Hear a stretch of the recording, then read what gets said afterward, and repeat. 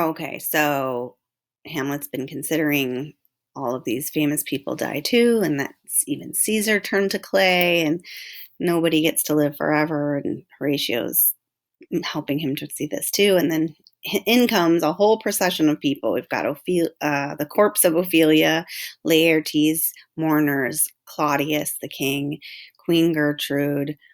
All of these people are coming in, and Hamlet says, "The queen, the courtiers, who is this they follow, and with such maimed rites? This doth betoken the corpse they follow with desperate hand, for though his own life 'twas of some estate. Couch we a while and mark."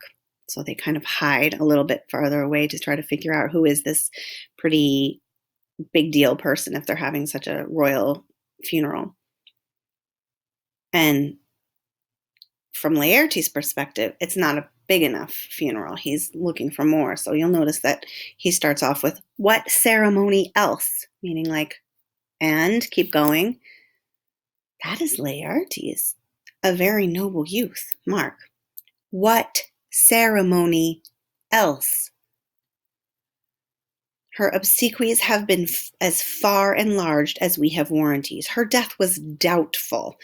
But the great command oversee the order, she should be in the ground unsanctified, have lodged till the last trumpet. For charitable prayers, shards, flints, and pebbles should be thrown on her. Yet here she is allowed her virgin krantz, her maiden struments, and the bringing home of bell and burial. So the priest is not with it. He is not okay with this. He thinks that she's getting enough of the rights that she deserves, because if she uh, did commit suicide, then she doesn't get to have all of the sanctified and the holy rituals. But because the law decreed that she could, obviously because it's a royal family, he's doing what he has to do, but just barely. And Laertes is very unhappy and obviously grieving terribly for his sister and very sad. Must there be no more done? No more be done. We should profane the service of the dead to sing a requiem, and rest her to as to peace parted souls. Lay her in the earth, and from her fair and unpolluted flesh may violets spring.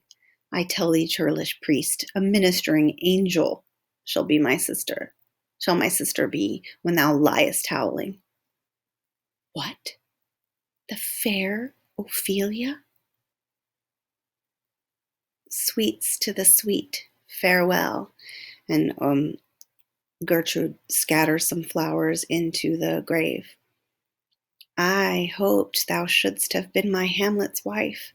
I thought thy bride bed to have decked, sweet maid, and not to have strewn thy grave.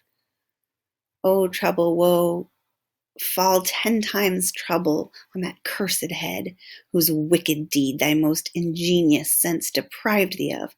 Hold off the earth a while till I have caught her once more in my arms. He's so upset he jumps into the grave to hold her before they put the dirt on top of her body.